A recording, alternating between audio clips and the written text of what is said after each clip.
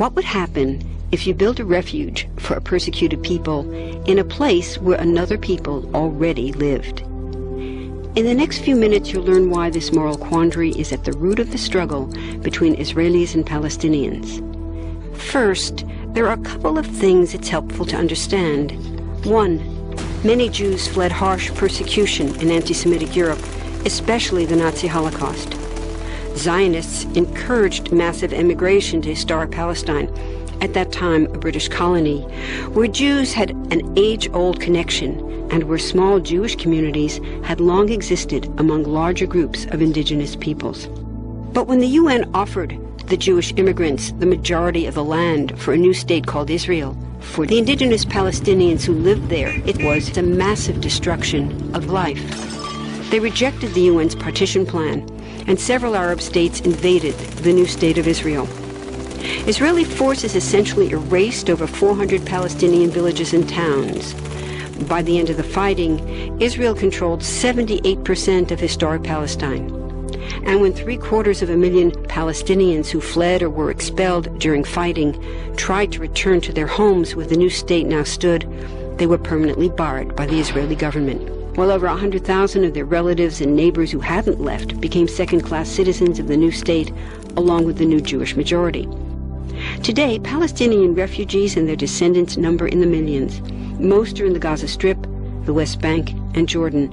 Many are spread throughout the world, with millions still living in refugee camps, seeking to return to their homeland. To sum up, one group of refugees found a much-needed home, but in the process, a new group of refugees was created.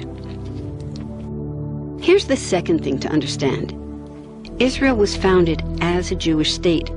But now ask yourself, what exactly does that mean? People had lots of ideas about what a Jewish state should look like. Some called for equality for all citizens. But what was created, in practice, was institutional discrimination against non-Jews. In other words, Israel ended up being built on a blueprint of exclusion. The Israeli government wants maximum land and resources for Jews, but not the Palestinians living there. That's why, inside Israel, Jews get special privileges, including rights to land and housing, that are denied to the Palestinian citizens, who make up 20% of Israel's population.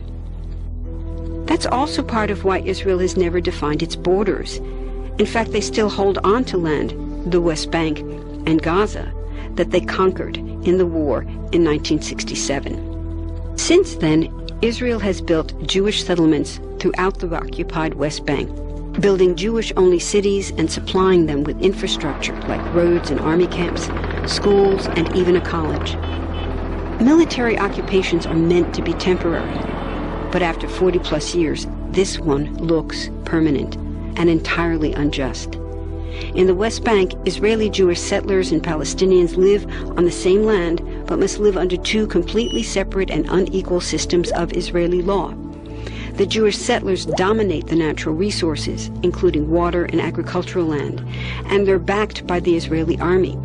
To maintain the occupation, Israel has demolished thousands of Palestinian homes and orchards, confiscated Palestinian land, bombed a captive civilian population in Gaza, and punished resistance with raids, arrests, and assassinations, all to gain maximum land, while making life so difficult for Palestinians that they will either leave or be too afraid to resist.